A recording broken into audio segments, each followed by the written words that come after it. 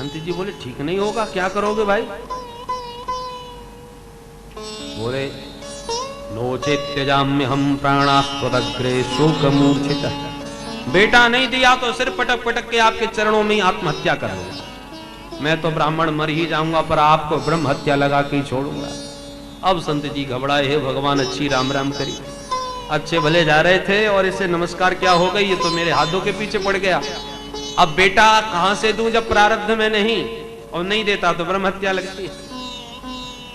संत जी ने ठाकुर जी का स्मरण किया और एक फल निकाल के दे दिया, सुनो भैया अब ब्रह्म हत्या हमें तो लगाओ मत, ठाकुर जी के नाम से ये फल तुम्हें दिए दे रहा हूं। इदम भक्ष्य पत्न्या त्वं ततः पुत्रो भविष्यति। ये फल तुम अपनी धर्म पत्नी जी को खिला देना तो तुमको निश्चित बेटा हो जाएगा। पंडित जी खुशी में नाचने लगे। महाराज अब बताइए और क्या क्या करना होगा? बोले कुछ नहीं, पवित्रता से रहा करे, एक समय भोजन किया करे, सब पर कृपा रखा करे, झगड़ा किसी से नहीं, बस ये 2-4 नियम। सत्य बोला करे, झूठ नहीं, सत्य शौचादि नियम। पंडित जी ने कहा ठीक है महाराज, ये नियमों का भी हम पालन करेंगे।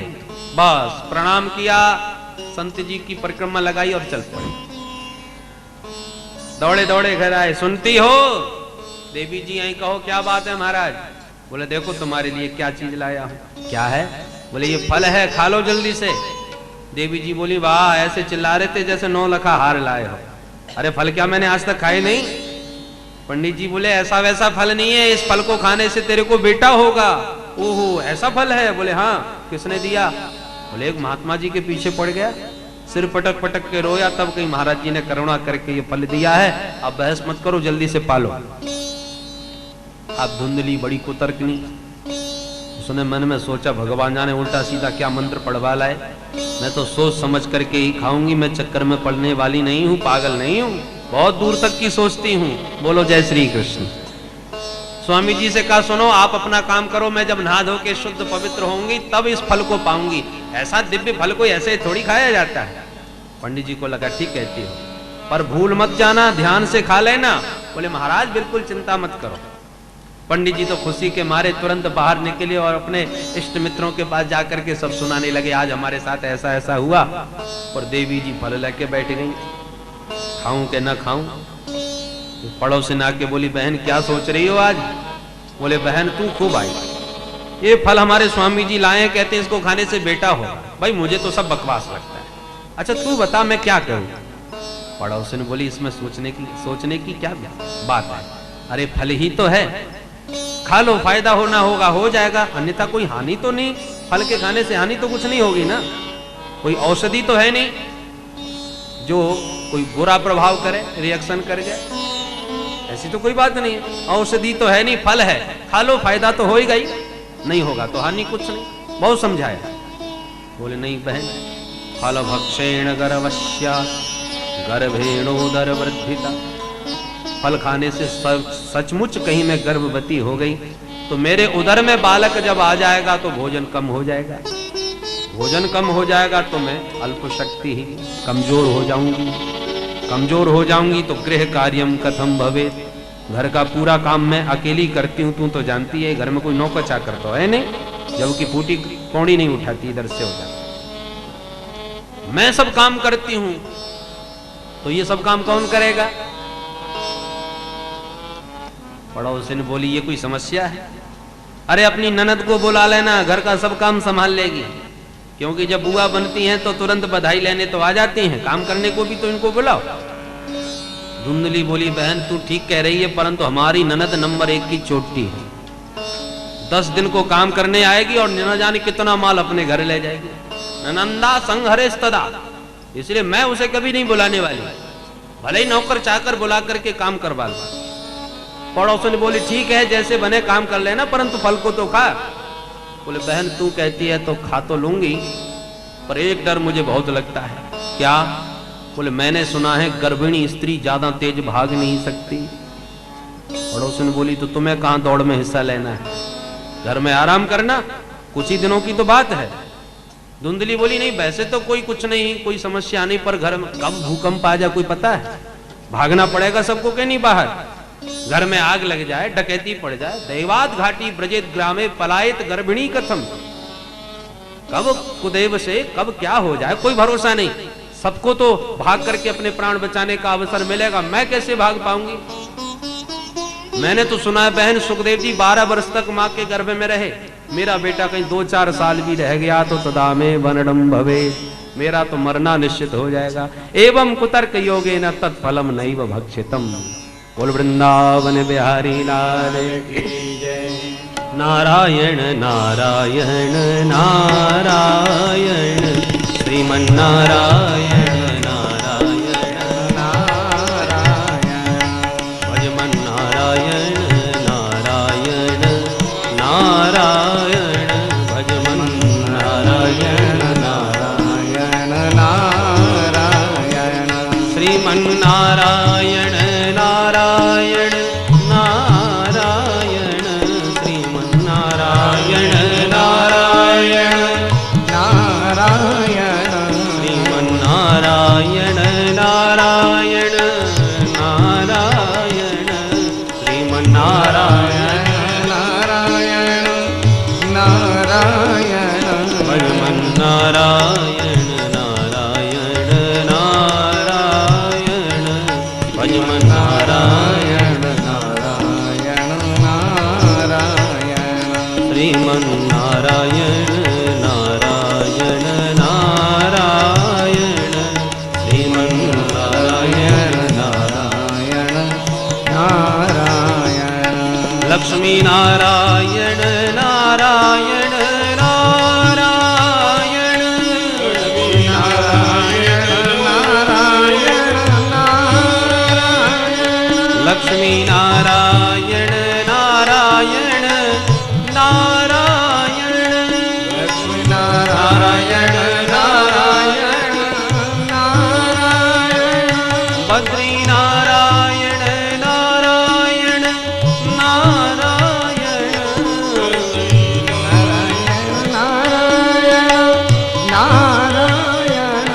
राम नारायण नारायण नारायण राम नारायण नारायण नारायण श्रीमन्नारायण नारायण नारायण श्रीमन्नारायण नारायण नारायण। वो लक्ष्मी नारायण भगवान की जय। पूज्यपाद श्री स्वामी जी महाराज की जय।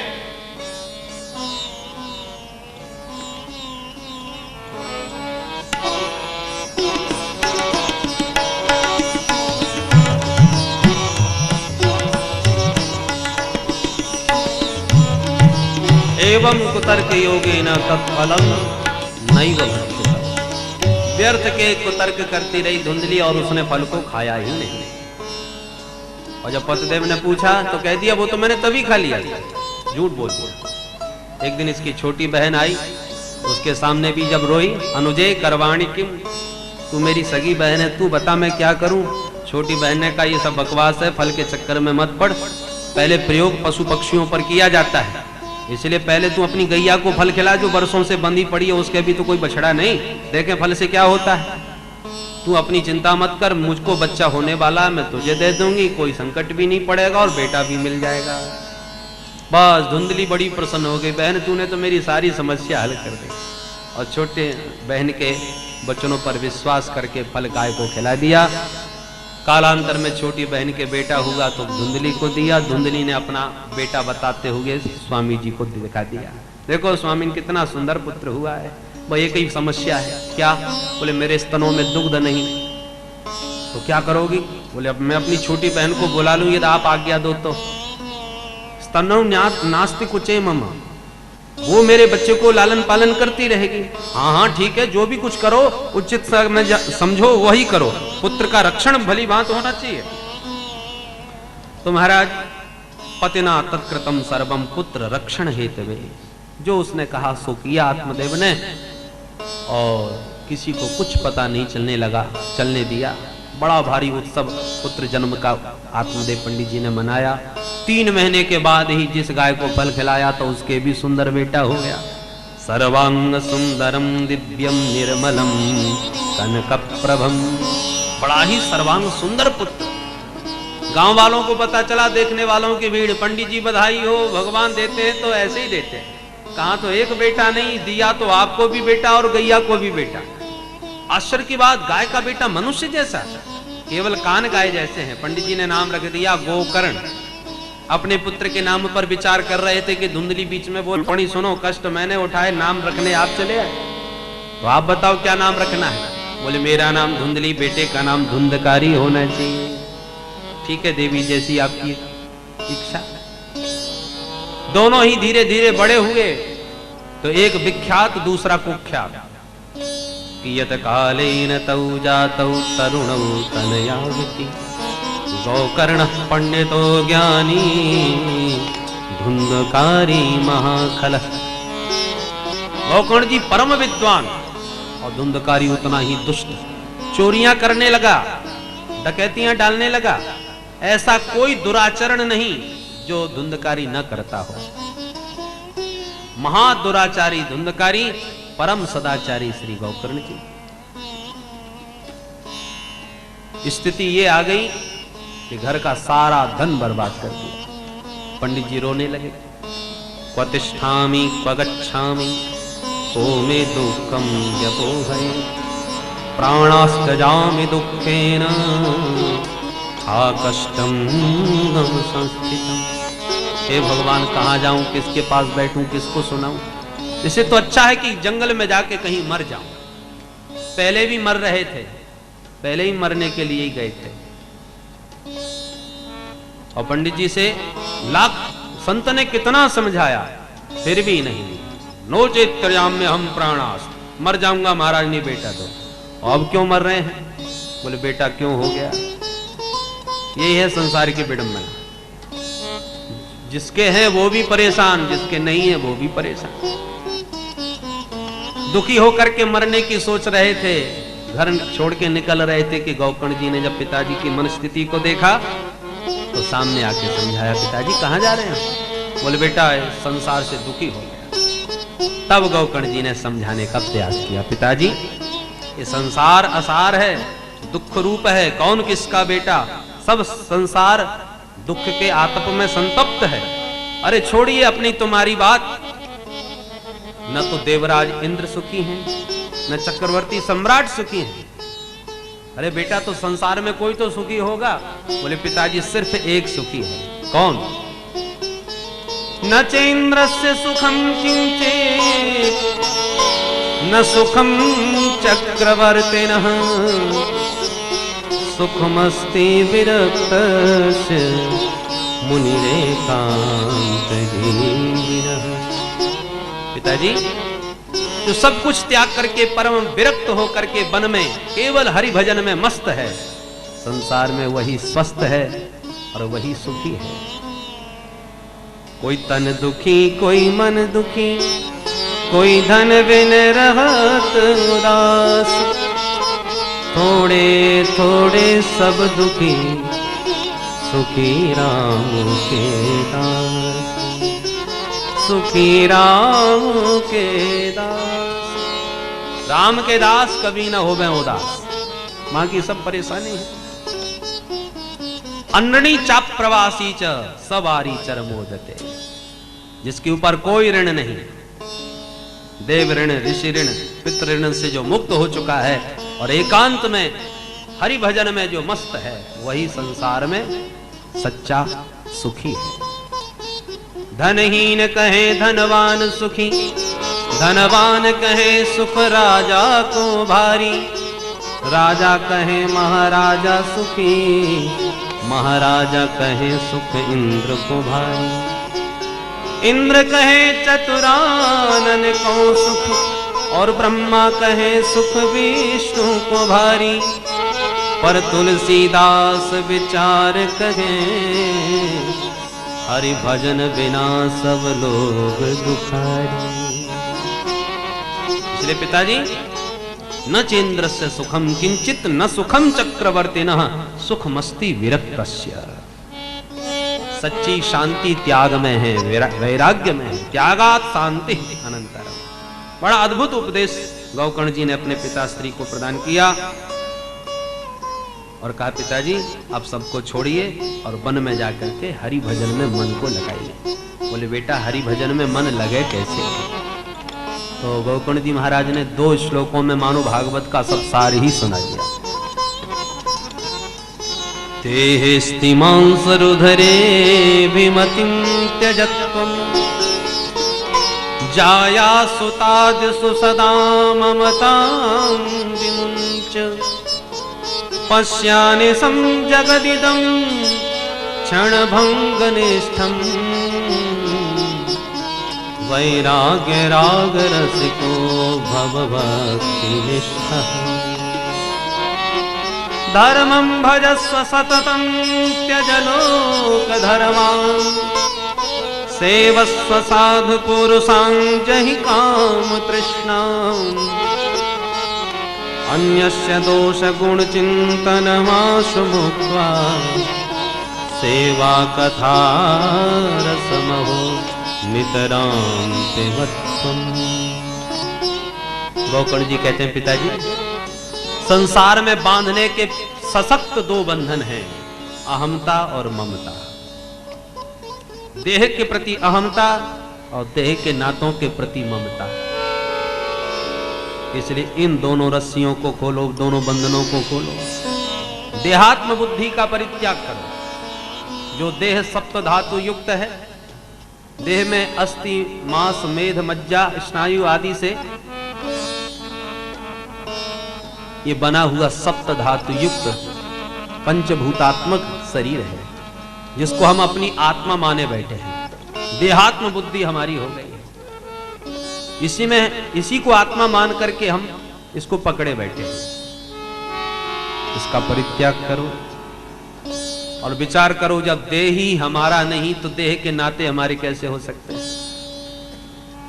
जब तक ये शरीर नहीं था तब तक हमारा किसी से कोई संबंध नहीं था। शरीर ने जन्म लिया कि हमारे माता पिता भाई बंधु अनेक संबंध बन गए। ये भी पंचायती धर्मशाला है, किराए से मिली है, पंचों ने दी है। रहो जितना समय रह सको और जब पंच खाली करवाने तो खाली करके चले जाओ। चित जल पावक गगन समीरा पंच रचित यह अधम सहीरा। पंचायती धर्मशाला, पंच जब चाहे खाली करा ले। इसको अपना घर मत मानो, ये किराए का मकान है, दूसरों का है, कभी भी खाली करना पड़ेगा। सबसे अधिक आसक्ति जाया सुत पत्नी और पुत्र में होती है। इनकी ममता का बंधन भी परित्याग करो, खोलो और सारे जगत को क्षण भंगुर मानो। जो भी आप देख रहे हैं सब नाशवान है, इसमें कोई भी सत्य नहीं, माने इसमें कोई भी शाश्वत नहीं। सबको एक ना एक दिन काल के गाल में जाना है। स्वप्न मनोरथ है। स्वप्न में हमको अनेक दृश्य दिखाई पड़ते हैं और जब तक हम सो रहे हैं तब तक वो सत्य भी नजर आते हैं। हम जा रहे हैं जंगल में घूमते हुए, शेर ने दहाड़ मारी, हम डर के भागे, शेर ने आके पकड़ लिया, हम चीख पड़े और चीखते ही नेत्र खोले तो हंसने लगे, अरे राम राम कहीं कुछ नहीं, हम बेमतलब में घबरा रहे थे। पर जब तक नींद खुली तब तक वो शेर भी सच्चा था, जब तक नींद नहीं खुली वो न होने पर भी शेर तो हमें सच्चा ही लगा। स्वप्ने नर्था गमो यथा। उसी प्रकार से ये जगत नाशवान है, क्षणभंगुर है और अज्ञान मोह निशा में हम सब सो रहे तो सबको सत्य ही नजर आ रहा है। ये सबको क्षणभंगर मान करके सबसे विरक्त हो जाओ। वैराग्य राग रसिको भव। संसार से आसक्ति करके क्या मिला वो तो देख लिया आपने, अब संसार को त्याग करके क्या मिलेगा उसका भी अनुभव करके देख लो। भगवान के श्री चरणों में मन को लगाओ, परम धर्म का आश्रय लो, लौकिक धर्म का परित्याग करो। धर्मम भजस्व सततम त्यज लोक धर्मम। जीव का परम धर्म क्या है? भगवत शरणागति। गंगा जी जब गंगोत्री से प्रकट होती हैं तो सागर में जाकर के ही विश्राम लेती हैं। मनो गति रविच्छिन्ना। उसी प्रकार से मन की गति निरंतर श्री हरि के चरणों में निरंतर लगी है। गंगा जी का प्रवाह तब तक कहीं नहीं रुकता। गंगा जी कभी विश्राम नहीं करती कि चलो अब यहां थोड़ा सा आराम कर लूं, बहुत दूर की यात्रा हो गई। गंगोत्री से चलेंगी तो सीधा सागर में जाकर के ही विश्राम लेंगी, बीच में कहीं नहीं। ऐसे ही अपने मन को निरंतर श्री हरि के चरणों में लगाए रहो। एक है धर्म, एक है परम धर्म। गंगा जी जब जाती हैं तो रास्ते में न जाने कितने लोगों की प्यास मिटाती हैं, कितने लोगों का कल्याण करती हैं, पर लक्ष्य है सागर तक पहुंचना। ऐसे ही संसार में स्नेह तो करो, परंतु आसक्ति किसी में न हो गए। परम धर्म है परमात्मा की प्रीति। माता पिता की सेवा भी करो, गुरुजनों का आदर करो, ये सब लौकिक व्यवहार भी अपेक्षित हैं, पर ये लौकिक धर्म है। परम धर्म तो प्रभु की शरणागति है। सवै पुंसाम परो धर्मो यतो भक्ति अधोक्षजे अहेतु की अप्रतिहता ययात्मा संप्रसिद्धति। भक्ति अहेतु की हो और अप्रतिहता। संकट पड़ा तो राम जी याद आए, श्याम जी याद आए, वैसे भगवान से कोई मतलब नहीं, ऐसा नहीं। अप्रतिहता, जैसे नागर को चित गागर में पनघट से पानी भर के लाने वाली देवियां चाहे जैसे हंसी मजाक कर रही हो, हास्य परिहास करते हुए भी उन सब का ध्यान मटके पर रहता, कहीं गिर न जाए।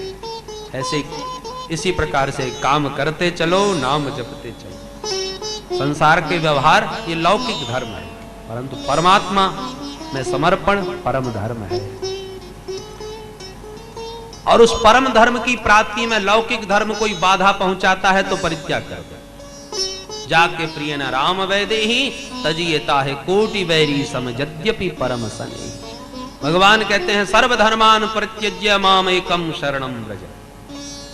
धर्म परित्याग का दोष लगेगा, उसका क्या होगा? बोले अहम त्वा सर्व पापेभ्यो मोक्षयिष्यामि मां शुच। मेरी शरणागति में भला दोष कभी छू सकता है?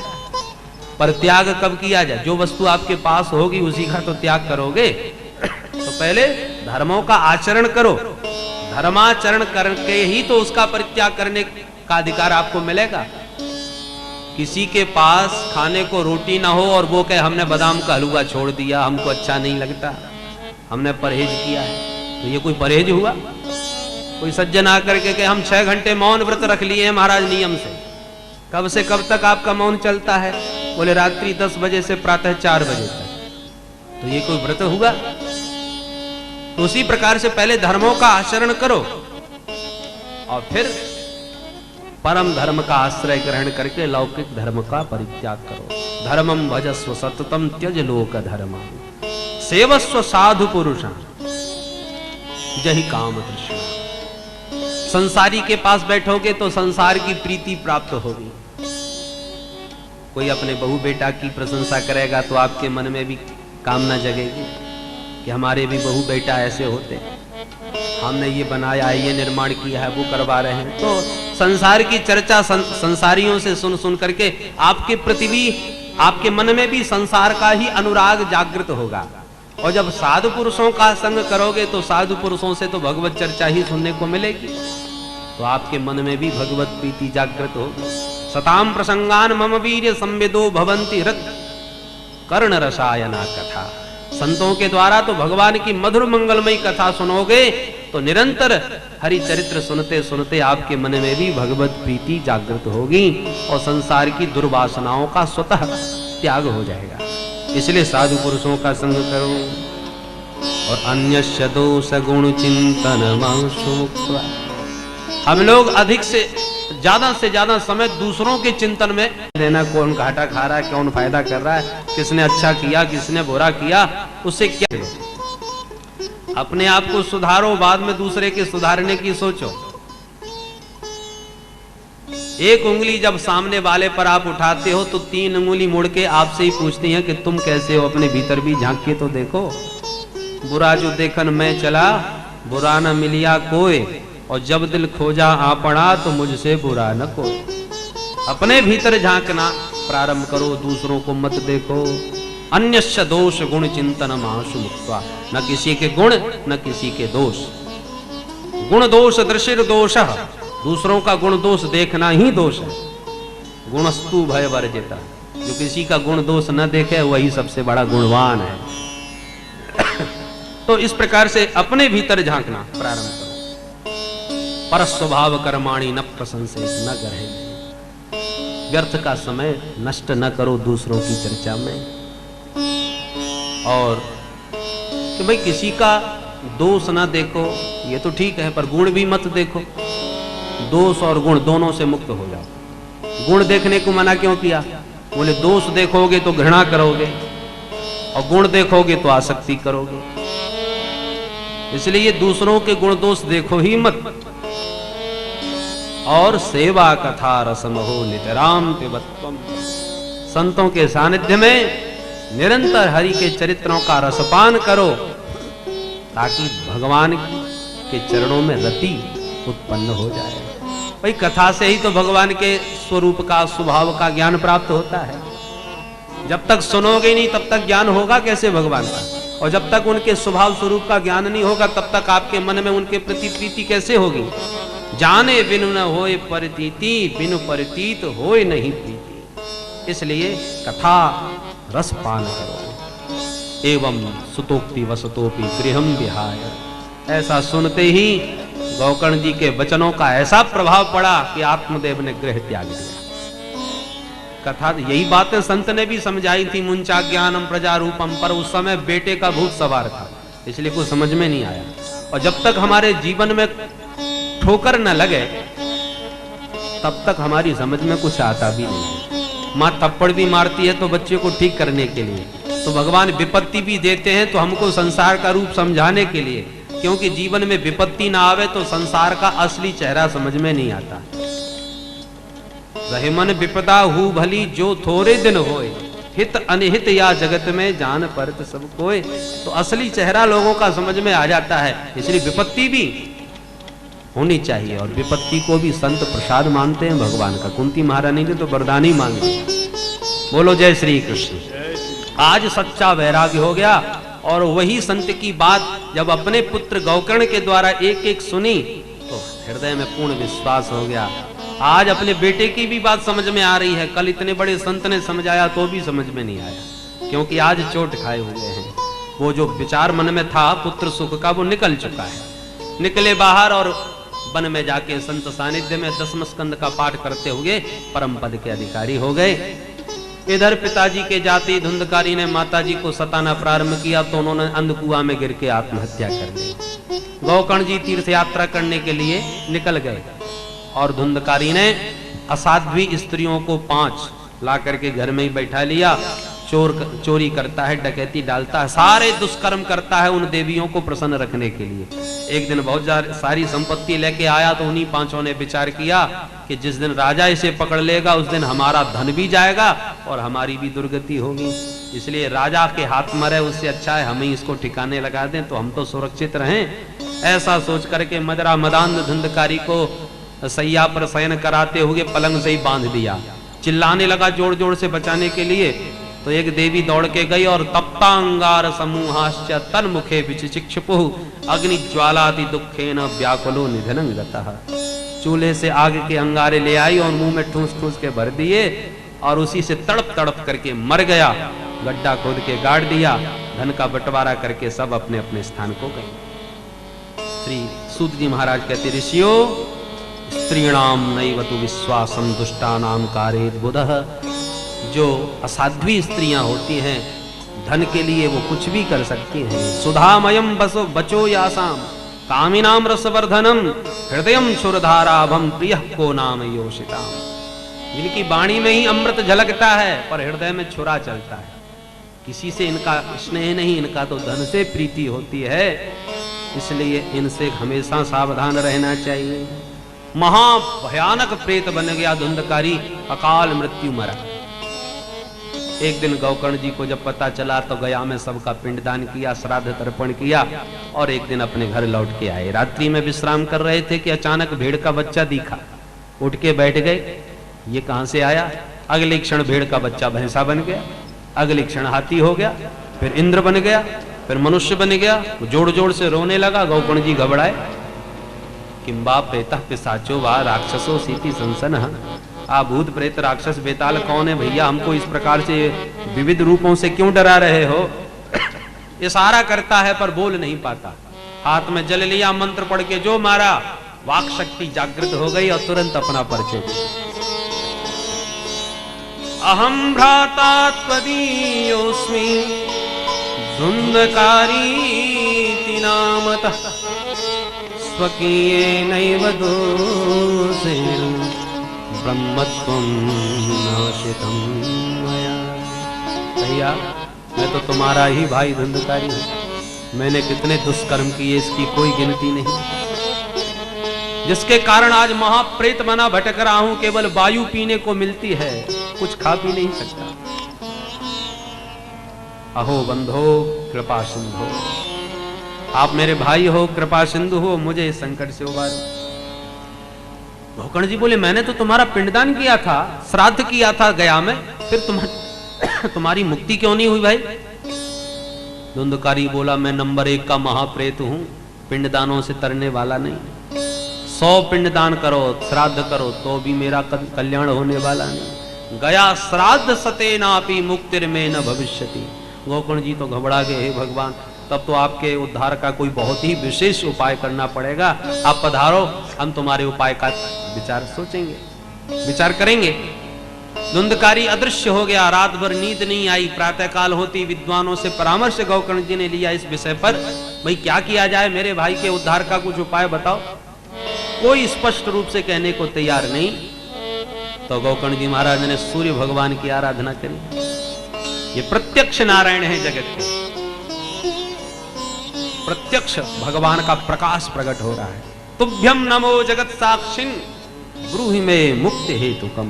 हे जगत के साक्षी भगवान सूर्य आपको प्रणाम है, मुझे मुक्ति का उपाय बताएं। तब भगवान सूर्य का रथ रुक गया और स्पष्ट रूप से भगवान सूर्यदेव ने आदेश दिया, श्रीमद्भागवतान मुक्ति सप्ताहम वाचनम कुरु। बेटा गोकर्ण जाओ अपने भाई को भागवत का सप्ताह श्रवण कराओ, मुक्त हो जाएगा। सूर्यवाणी स्पष्ट रूप से सुनकर के सभी संत मुक्त हो गए। गौकर्ण जी के तो आनंद का पारावार नहीं रहा और आषाढ़ मास के शुक्ल पक्ष में विशाल आयोजन किया और उसमें सब ऋषि मुनि सब दौड़े। सभी अपने अनेक पापी प्राणी भी अपने पापों का प्रक्षालन करने के लिए आज कथामृत में अवगाहन करने हेतु पधारे। जैसी कथा का शुभारंभ किया गौकर्ण जी ने कि धुंधकारी भी दौड़ा दौड़ा गया। वायु प्रधान शरीर बैठ करके कथा कैसे सुने, तो एक पोला बांस का डंडा दिखा, उसी में प्रविष्ट हो गया। बांस छिद्र में प्रविष्ट होकर सुनने लगा भगवत कथा। पहले दिन की कथा संपन्न हुई, पहली ग्रंथि टूटी, दूसरे दिन दूसरी, तीसरे दिन तीसरी, 7 दिन में 7 ग्रंथियों का विभेदन हुआ और 7वें दिन दिव्य रूप धरो जातः तुलसी दाम मंडितः पीतवासा घनश्यामो मुकुटी कुंडलान्वितः। अद्भुत अनोखा महापुरुष प्रकट हो गया। नाम भ्रातरम, अपने भाई को प्रणाम किया धुंधकारी। गौकर्ण जी बोले भाई आप कौन? बोले मैं वही धुंधकारी हूं जो भैंसा बन करके और विविध रूपों से डरा रहा था। अरे भाई गौकर्ण तुम्हारे ये ठाट। धुंधकारी कहता है गौकर्ण भैया धन्या भागवती वार्ता प्रेत पीड़ा विनाशिनी। कृपा तो आपकी है और धन्य है भागवत की कथा जिसने मेरे जैसे महान प्रेत को भी मुक्त कर दिया। मैं तो कहता हूं जब कथा सुनने के लिए जीव बैठता है तो कंपनते सर्व पापानी, सारे पाप उसके कांपने लगते हैं। क्यों कांपते हैं? क्योंकि अस्माकम प्रलयम सद्य कथा चेयम करिष्यति। ये जिस कथा को सुनने के लिए बैठा है उस कथा को सुनने के बाद हमारा अब अस्तित्व ही मिट जाएगा, अब हम बचेंगे नहीं, हमारा तो प्रलय हो गया। आर्द्र शुष्क किसी भी प्रकार के पाप हो बच नहीं सकते। अरे इस अनित्य नाशवान देह को पा करके यदि उस नित्य परमात्मा को नहीं जाना तो देह पाना ही व्यर्थ हो गया। जिस अन्न को हम पा करके देह को पुष्ट करते हैं उस अन्न को सिद्ध करने के बाद सुबह से शाम तक रख दो तो बुझ जाता है। और उस अन्न से बनी हुई ये काया कितने दिन ठहरेगी। यत् प्रातः संस्कृतं चान्नम सायं तज्ज विनश्यति तदीय रस संपुष्टे काये का नाम नित्यदा। जो अन्न 2 दिन नहीं चला, उस अन्न से बनी काया कितने दिन चलेगी? और ऐसी अनित्य काया से नित्य परमात्मा को जान लो, उसी का जीवन सार्थक। हृदय की सारी ग्रंथियां खुल जाती हैं भगवत सुधारस पान करने से। कथामृत वह सागर है जिसमें सराबोर होते ही साधु जनों का सारा पाप ताप धुल जाता है। संसार कर्दमालेप प्रक्षालन पटीयसी, संसार की जितनी कीचड़ लगी है वो सब धुल जाती है इस भागवत अमृत में स्नान करते ही, पान करने से। इतना सब भागवत की महिमा का गान कर रहा था धुंधकारी, इतने में एक दिव्य विमान प्रकट हुआ। भगवत पार्षदों ने धुंधकारी को नमन करते हुए विमान में बैठाया, और जैसी विमान जाने को उद्यत हुआ कि गोकर्ण जी ने रोका। हरि पार्षदों से पूछा, महाराज अत्रैव बहवः सन्ति श्रोतारो मम निर्मला आनीतानि विमानानि न तेषां युगपत्कुतः। यहाँ पर एक से एक दिव्य वैष्णव भी बैठे हैं, महान अच्छे अच्छे निर्मल हृदय के संत बैठे हैं, परंतु कथा संपन्नता पर आप एक ही विमान क्यों लाए? सबके लिए विमान क्यों नहीं आया? भगवत पार्षदों ने कहा, क्षमा करें महाराज, श्रवणम तो कृतम सर्वैर न तथा मननम कृतम। श्रोता भी कई प्रकार के होते हैं, श्रवण में भेद तो फल में भी भेद। सुना तो सबने, पर मनन चिंतन निधिध्यासन किसी ने नहीं किया। पूरी एकाग्रता से तो धुंधकारी ने कथा सुनी है, इसलिए उसका कल्याण हुआ। मंत्र में अविश्वास हो तो मंत्र जब व्यर्थ, गुरु के प्रति दैन्य भाव न हो, उनके प्रति श्रद्धा न हो तो उनका उपदेश व्यर्थ, कुपात्र को दिया हुआ दान व्यर्थ, हतम अश्रोत्रिय दान, अनाचार से कुल नष्ट। उसी प्रकार से श्रोता सब प्रकार के थे, पर जब तक पूरी निष्ठा प्रीति से कथा न सुने तो सुनना भी व्यर्थ। पार्षद तो धुंधकारी को लेके चले गए, पर और सब श्रोता उदास हो गए। गोकर्ण जी बोले, कोई बात नहीं, एक बार और सही। और अगले मास श्रावण में पुनः भागवत का आयोजन किया श्री सुखदेव जी महाराज ने, श्री गोकर्ण जी महाराज ने। और अब की बार गोकर्ण जी के शब्द जिसके कर्ण में गए वो फिर संसार में लौट के आया नहीं। भगवान श्री हरि स्वयं गोकर्ण को हृदय से लगाते हैं, तूने अपना ही नहीं अनेकों का कल्याण कर लिया। श्री सनकादिक मुनि कहते, नारद जी, जैसे भगवान अब अयोध्या नरेश समस्त अवधवासियों को लेकर साकेत गए, जैसे भगवान यादवेंद्र समस्त यदुवंशियों को लेकर के गोलोक धाम को गए, आज गोकर्ण जी भी आज समस्त श्रोता समुदाय के साथ भगवान के परम पद के अधिकारी बने। बोल भक्तवत्सल भगवान की जय। ऐसा ये परम पवित्र भगवत कथा अमृत है जिससे सबका उद्धार हुआ। नियम महाराज क्या पालन करने चाहिए, तो कुछ नियमों का भी उल्लेख किया। सकाम भाव से आयोजन किया है तो देवज्ञम तु समाहूय मुहूर्तम प्रेक्ष यत्नतः। सुंदर किसी विद्वान से मुहूर्त पूछ लेना चाहिए। और जैसे विवाह की तैयारियां की जाती हैं बेटी के विवाह की, ऐसे ही इसका विशाल आयोजन करे और अपने सब इष्ट मित्रों को दूर दूर से आमंत्रित करे। सुंदर व्यासपीठ का निर्माण करे, विरक्त वैष्णव ब्राह्मण को ही व्यासपीठ पर आसीन करे। यदि उसमें स्त्रैण्यता का, पाखंडता का दोष है तो कितना भी बड़ा विद्वान हो उसे व्यास गद्दी से दूर ही रखे। 5 ब्राह्मणों का भी कम से कम वर्ण करे जो 12 अक्षर मंत्रों का जाप करते हुए कथा में कोई विघ्न बाधा न आवे। वैसे तो व्यास गद्दी पर बैठे व्यास को सुख रूप में ही देखना चाहिए। सुख रूप प्रबोधज्ञ सर्वशास्त्र विशारद एतत् कथा प्रकाशेन मद ज्ञानम विनाशय। सुखदेव का पूजन सुख रूप में पूजन करते हुए प्रार्थना करना चाहिए कि इस दिव्य ज्ञान कथा से हमारा अज्ञान का अंधेरा दूर कर दो, ऐसी प्रार्थना करें। भोजन का तो नियम ऐसा है कि जितना रह सके उपवास रखें, परंतु यदि उपवास से कार्य न बनता हो तो प्रेम से भोजन करके कथा सुने। ये नियम नहीं है उपवास रख करके ही कथा सुनी जाए। भोजनम तु ब्रह्मण्ये कथा श्रवण कारकम। कथा सुनने में यदि भोजन करके ही मन लगता है तो भोजन ही सर्वश्रेष्ठ। कथा के समापन में कम से कम 12 ब्राह्मणों का भोजन अवश्य करा दे। बाकी जितना मन हो उतना भंडारा करे, हवन करे गायत्री मंत्र 12 मंत्र से अथवा प्रति श्लोकम जो है प्रत्येक श्लोक से हवन करे सामर्थ्य के अनुसार। पर कथा के समापन में खूब संकीर्तन गान करना चाहिए। इस प्रकार से कुछ नियमों का भी उल्लेख किया। जैसी कथा संपन्न हुई सनकादियों की गंगा तट पर, तो नारद आदि जितने भी ऋषि हैं, भक्त हैं, सब ने मिलकर के बड़ा दिव्य संकीर्तन गान किया। प्रहलाद जी खड़े होकर ताली बजा रहे हैं, ताल देते हुए संकीर्तन में सहयोग दे रहे। उद्धव जी मजीरा बजा रहे हैं। देवर्षि नारद बीणा पर राग रागनियों को छेड़ते हैं। नारद जी ने यदि माल को छेड़ दिया तो अर्जुन भी उसी राग रागनी में आलाप भरने लग जाते हैं। राग करता अर्जुनों को, उसी राग को आलाप। अपने प्रिय धर्मपुत्र अर्जुन को गाते देख करके देवराज इंद्र मृदंग स्वयं अपने हाथों से बनाते। सनकादि मुनि बीच बीच में जय हो बलिहारी आदि शब्दों के द्वारा उत्साहवर्धन करते हैं संकीर्तन करने वालों का। और श्री व्यासनंदन सुखदेव महामुनि उन्हीं भागवत के श्लोकों को सुमधुर कंठ से गाने लग जाते हैं। अद्भुत संकीर्तन हो रहा है। प्रहलाद स्थानधारी तरलगत तया उद्धव कांशधारी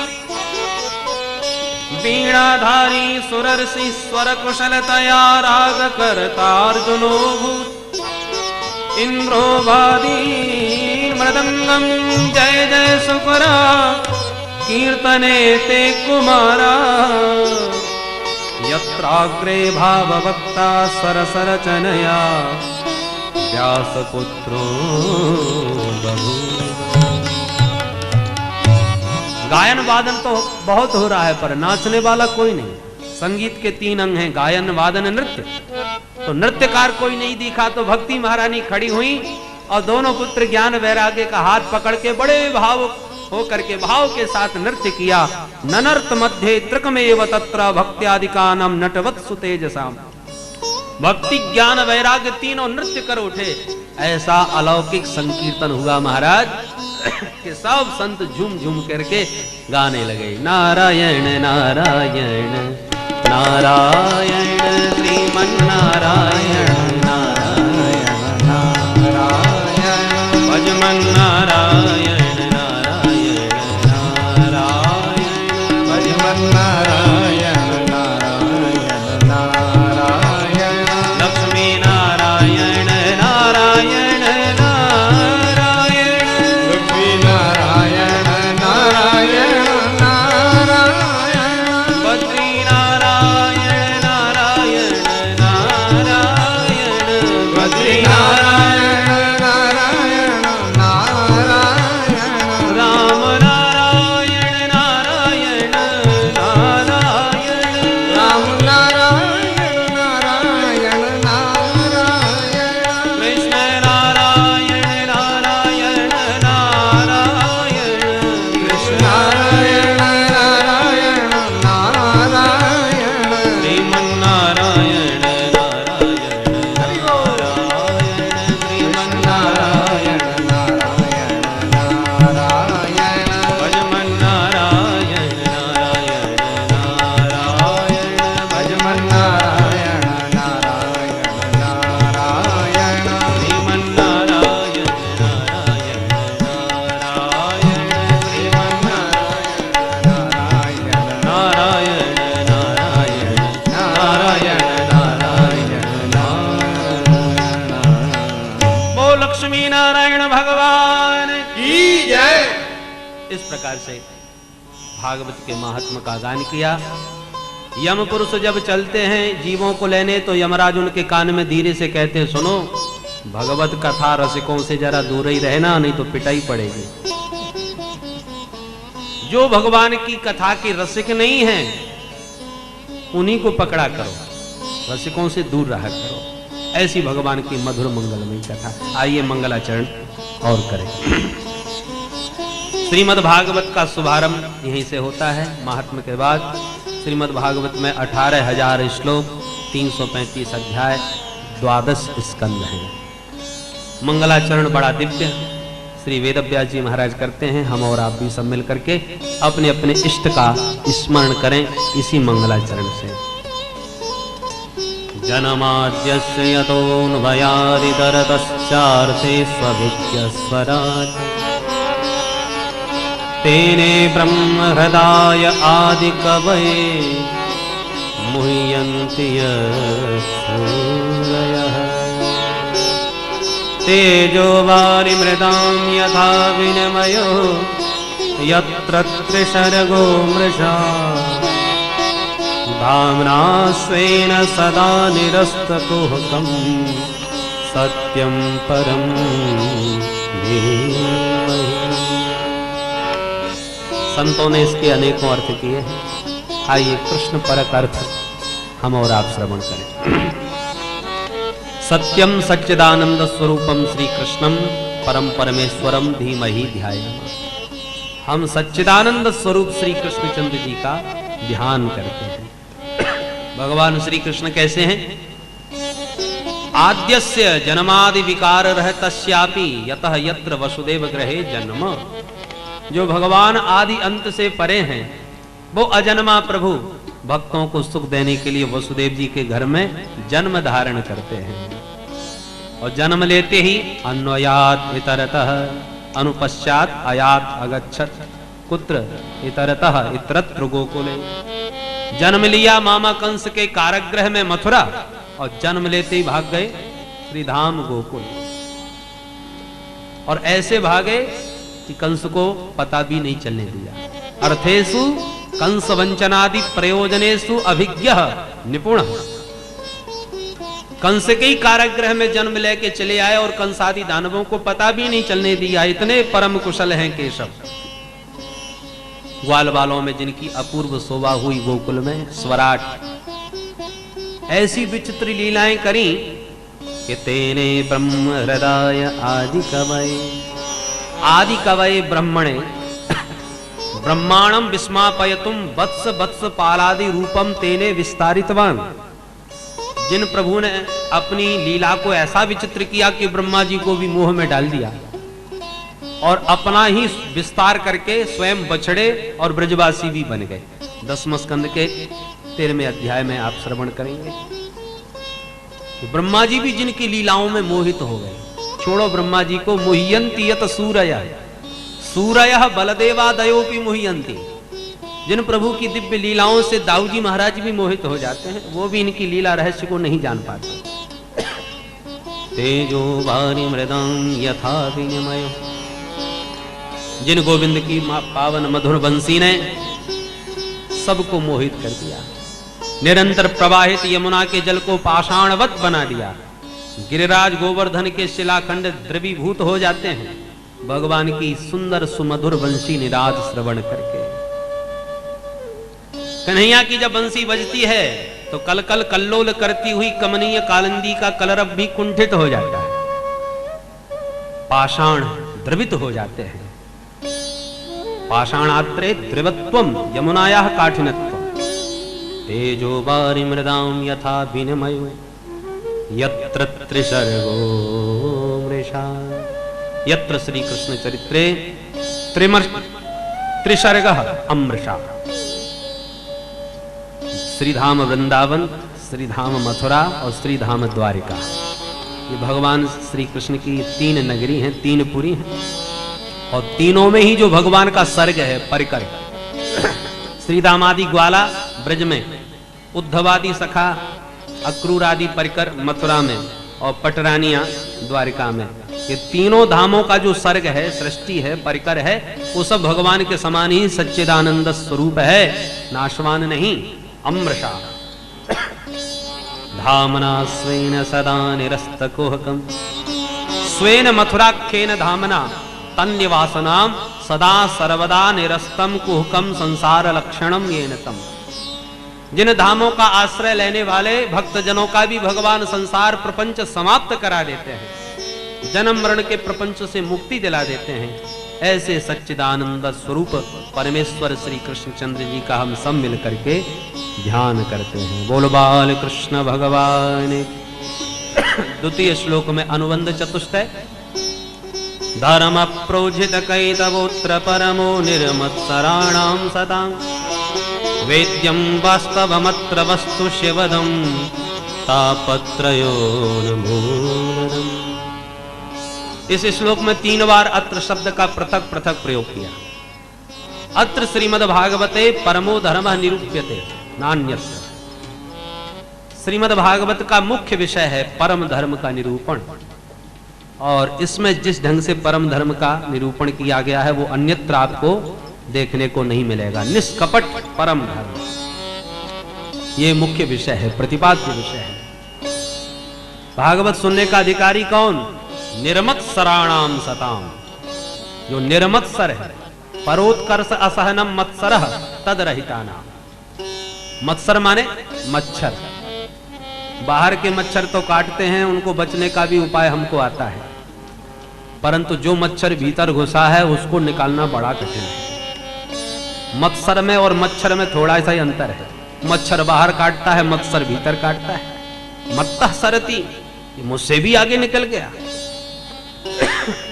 तो वो जो मच्छर काटने वाला है, दूसरे का उत्कर्ष, दूसरे की प्रशंसा हृदय में सहन न हो गए तो समझ लो मच्छर घुसा बैठा है। तदरहिता नाम, इसको निकालो तो ही भागवत की पात्रता प्राप्त होगी। ये भागवत की पात्रता है। गाय का दूध दिव्य अमृत के समान है, पर तनिक खट्टे बर्तन में रख दो तो फट जाएगा। दूध में कमी नहीं, पात्र में कमी है। भागवत तो दिव्य गोविंद कथा का अमृत है, परंतु पात्र में यदि मत्सरता की खटाई पड़ी है तो बेकार हो जाएगा। पर दूध बेकार तो खैर जाता ही नहीं, क्योंकि यदि फट भी गया तो भी छेना बहुत काम में आएगा। इसलिए कथामृत पान करो, कहीं पात्र शुद्ध रहा, मत्सरता की खटाई से रहित रहा, तब तो ये दिव्य दुग्ध बहुत कल्याणकारी होगा। और कहीं दूध फट भी गया तो भी तुम्हारा बहुत कल्याण होगा। सुनना व्यर्थ कभी जाता ही नहीं, इसलिए सावधान होकर श्रवण करो, पर पात्र को साफ करके निर्मत्सर होकर के श्रवण करो। फायदा क्या होगा महाराज? वेद्यम वास्तवमत्र वस्तु शिवदम। अत्र श्रीमद्भागवते वास्तव वस्तु वेद्यम, वास्तव वस्तु का बोध होगा। वास्तव वस्तु क्या है? वास्तवो जीव, वास्तवी माया, वास्तवम जगत। जीव जगत माया ये सब वास्तव नाम से ही जाने जाते हैं। तो ये सब वस्तुएव, जीव जगत और माया ये भिन्न भिन्न नहीं, वस्तुतः एक ही रूप हैं, अभिन्न हैं। यही इसमें बतलाया गया है। इसको जानने से ही जीव का कल्याण होगा, शिवदम। और इसी को जान करके जीव का कल्याण होगा, और जीवन मुक्त जब तक संसार में रहेगा त्रिताप से मुक्त होकर के रहेगा। तापत्रयोन्मूलनम, तीनों तापों का विनाश होगा, वास्तव वस्तु का ज्ञान होगा, जीव का कल्याण होगा। यही भागवत के सुनने का प्रयोजन है, उद्देश्य है। भागवत के सुनने से भी क्या तुम्हें परमात्मा नहीं मिलेंगे? अर्थात अवश्य मिलेंगे। कब मिलेंगे? बोले सद्यो। और साधन तो हैं भगवत प्राप्ति के, पर किंबा विलंबेन ईश्वरो हृदय अवरुद्धते। किसी काल में तुम्हें उन साधनों का आश्रय लेकर के परमात्मा की प्राप्ति होगी। पर अत्र श्रीमद् भागवते तु सद्यो हृदय अवरुद्धते, शीघ्र ही परमात्मा हृदय में अवरुद्ध हो जाते हैं। कब? बोले तत्क्षणा, उसी क्षण। शुश्रूष भी श्रोतुम इच्छत भी, सुनने की उत्कृष्ट उत्कंठा का उदय हुआ मन में कि परमात्मा उसी क्षण हृदय में आकर के अवरुद्ध हो गए। ये नहीं कहा कि हृदय में आके विराजमान हो जाते हैं। विराजमान व्यक्ति स्वतंत्र होता है। आप विराजमान हैं, मन उचट गया तो उठ के चल पड़े। और कहीं गेट बंद कर दिया जाए, बोले जब कथा संपन्न होगी तभी दरवाजा खोलेगा, तो फिर आप विराजमान नहीं, फिर तो अवरुद्ध कहे जाओगे। बोले महाराज बहुत जरूरी कार्य पर जा नहीं सकते। तो परमात्मा भी हृदय के बंदी बन जाते हैं। सुनने के बाद नहीं, सुनने की इच्छा करते ही शुश्रूष भी। पर सुनने की इच्छा होगी कब? कृत भी, जिसने जन्म जन्मांतर सुकृतों का संचय किया होगा। जन्मांतरे भवेत पुण्यम तदा भागवतम लभेत। वो सुकृतात्मा ही सुनने की उत्कंठा को उदित करता है, तब परमात्मा उसके हृदय में आकर के बंदी बन जाते हैं। ऐसा ये दिव्य भागवतामृत है। इसका पान करो। निगम कल्पतरोर गलितम फलम सुखमुखादमृत द्रव संयुतम पिबत भागवतम रसमालयम मुहुरहो रसिका भुवि भावुका। नितराम गमयति बोधयति इति निगमो वेदः।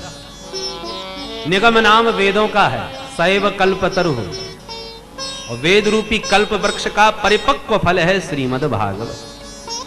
निगम कल्पतरोः गलितम फलम, गलितम फलम पतितम फलम। वेद रूपी वृक्ष से परिपक्व होकर के फल गिरा है। एक बार कल्प वृक्ष के नीचे सुखदेव बाबा बैठ गए। बोलो जय श्री कृष्ण। कल्प वृक्ष का काम है कल्पनाओं को पूर्ण कर देना। मांगो क्या चाहिए? अब निष्काम को कोई कामना नहीं तो मांगे क्या? बोले हमको कुछ नहीं। बोले हम तो कामना की पूर्ति करने वाले हैं, और संत के मन में कोई कामना है ही नहीं। सुखदेव जैसे संत के मन में, वो तो निष्काम, तो क्या मांगे? बोले तुम्हें जो इच्छा पड़े सो दो। तो कल्प वृक्ष ने, निगम रूपी कल्प वृक्ष ने अपना फल ही सुखदेव बाबा को प्रदान कर दिया। निगम कल्पतरोर गलितम फलम, तो ये वेद रूपी कल्प वृक्ष का परिपक्व फल है जो टपक के नीचे गिरा है। किसी ने कहा बाबा ज्यादा पका हुआ फल उच्च शाखा से नीचे गिरे तो फूट जाता है, रस बिखर जाता है। श्रीधर स्वामी पाद कहते हैं, बोले नहीं फूटा। क्यों? बोले एकदम सीधा नीचे नहीं गिरा। शिष्य प्रशिष्य शाखा पल्लव परंपराया अखंडम एवावतीर्णम न तो उच्च निपातेन स्फुटितम।